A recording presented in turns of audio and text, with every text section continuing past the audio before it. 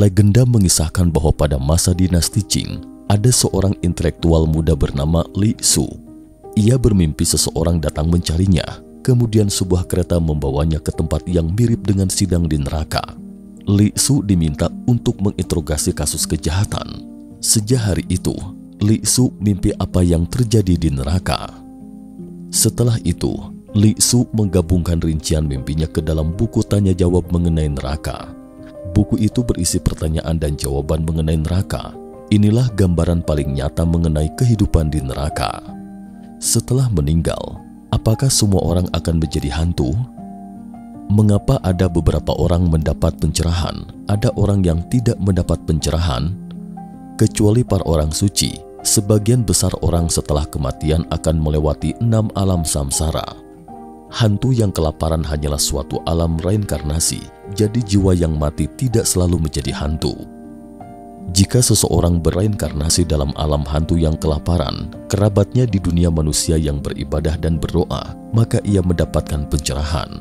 Jika seseorang meninggal sebelum masa hidupnya yang telah ditentukan sebelumnya seperti bunuh diri atau dibunuh, maka jiwanya akan gentayangan tidak mendapatkan keselamatan. Manusia takut hantu atau hantu takut pada manusia. Iblis tidak akan berani mendekati manusia yang berbudi luhur, namun iblis suka menggoda manusia yang pikirannya tidak lurus. Bila jiwa seseorang keluar dari tubuhnya, apakah ia merasa menderita? Jika meninggal karena sakit, maka jiwanya akan merasa terbebaskan. Bila ia meninggal namun masih tidak rela melepaskan kerabat, teman, harta benda, dan sebagainya, maka ia akan menderita. Seseorang yang selalu menjaga pikiran tenang, maka saat ia meninggal ia akan mendapatkan keselamatan dengan damai. Apakah ada perbedaan antara orang yang meninggal secara normal dengan orang yang dibunuh? Wajah hantu dari orang yang meninggal secara normal mirip dengan wajahnya sebelum meninggal, tidak mengalami penuaan dari waktu ke waktu. Tetapi hantu dari orang yang mengalami kematian secara tragis akan memiliki wajah dengan luka yang berdarah. Bagaimana dengan makan, pakaian, berwisata, tidur, liburan, dan keluarga di neraka? Sekali makan, penghuni neraka mungkin kenyang selama beberapa hari. Pakaian yang dikenakan sama dengan pakaian manusia. Hantu menghabiskan waktu luang sesuai dengan keinginannya. Perjalanan wisata sangat cepat datang dan pergi dari waktu ke waktu. Hantu mempunyai festival. Mereka menikah namun tidak butuh pasangan. Di neraka ada siang dan malam, namun tidak tampak bulan dan bintang. Apakah ada hukum di neraka? Apakah hakim pengadilan membuat vonis yang salah? Tanpa hukum, hukuman ringan atau berat tergantung pada perbuatan baik atau buruk saat manusia masih hidup. Hakim sama sekali tidak berbuat salah karena sebab dan akibat semua orang terbukti setelah kematiannya. Apa hukuman di neraka? Hukuman di neraka 100 kali lebih kejam daripada di dunia manusia. Di dunia manusia, seorang pembunuh yang membunuh 10 nyawa hanya dieksekusi 1 kali. Di neraka ia akan dieksekusi 100 kali.